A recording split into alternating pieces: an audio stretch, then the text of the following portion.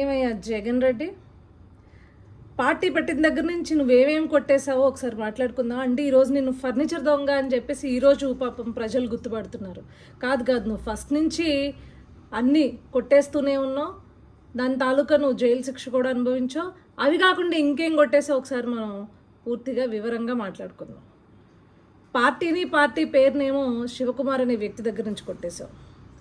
అదేవిధంగా నీ పార్టీ యొక్క క్యాడర్నేమో కాంగ్రెస్ పార్టీ దగ్గర నుంచి కొట్టేశావు.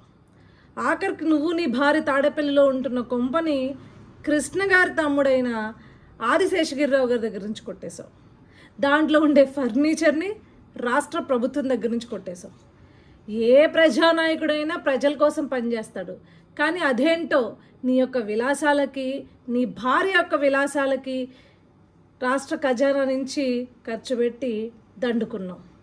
ఈరోజు దాన్ని అధికారపక్ష నాయకులు కావచ్చు, అధికారపక్ష కార్యకర్తలు కావచ్చు, ప్రజలు కావచ్చు గుర్తుపట్టి, ఏమయ్యా నువ్వు సెటప్ వేసుకుని ఇంట్లో నుంచి పరిపాలించావా, కనీసం సచివాలయం కూడా వెళ్ళలేదా, ఆ సెటప్ కూడా ఇంట్లోదా అని చెప్పేసి గుర్తుపెట్టి నిన్ను ప్రశ్నిస్తుంటే, ఒరే నువ్వు ఫర్నిచర్ దొంగవా అని ప్రశ్నిస్తుంటే, ఈరోజు నీ ఎమ్మెల్సీని బయటికి పంపించి లేదు లేదు లేదు లేదు లేదు మీరు ఆ ఫర్నిచర్కి కాస్ట్ కట్టండి, మేము పే చేసేస్తాము అని చెప్పేసి 15వ తారీఖున, అంటే 13వ తారీఖు 14వ తారీఖు నుంచి ప్రజలందరూ అడుగుతుంటుంటే, ఏవయ్యా ఫర్నిచర్ దొంగవా నువ్వు అని చెప్పేసి నీ పైన వేలెత్తి చూపుతుంటే 15వ తారీఖున నీ ఎమ్మెల్సీని పంపించి లేదు లేదు లేదు లేదు మేము డబ్బులు కట్టేస్తా అంటావా?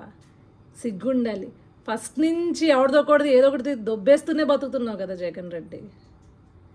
ప్రజలేమో నిన్ను పాపం తండ్రి లేని కొడుకు, అమాయకుడు అని అనుకుని ఛాన్స్ ఇస్తే, ప్రజా సొమ్మునిలాగా నీ కోసం, నీ భార్య కోసం, మీ యొక్క కుటుంబం యొక్క విలాసాల కోసం దోచుకుని దండుకున్నావు.